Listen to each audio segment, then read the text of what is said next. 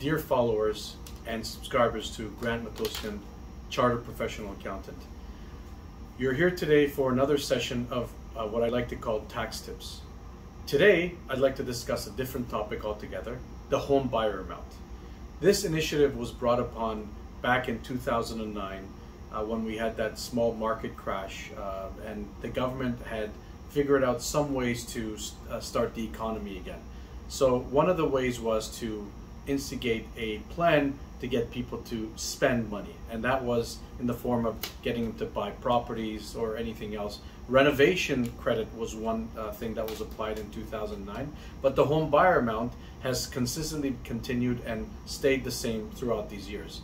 It's what's called a $5,000 non-refundable tax credit.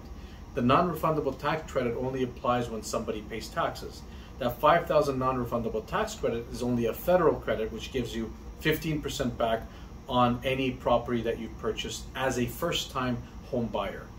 If you have purchased a property in the past and do not qualify for the first-time home buyer again, as a first-time home buyer again, you will not qualify for this $750 tax refund on the $5,000 credit.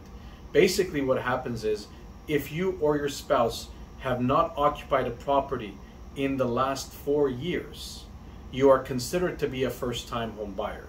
And this can apply more than once. A person could have bought a property over 20 years ago, sold it, rented or lived with a family member for up to 5 years, and now is qualified again because they're going to buy a property.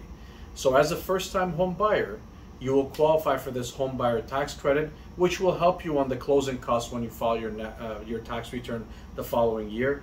It's not a big amount, and considering the expensive properties nowadays, it's high time that the government decides to increase this home buyer amount to help people a little bit further on their closing costs, and maybe make this $5,000 non-refundable tax credit a $10,000 non-refundable tax credit.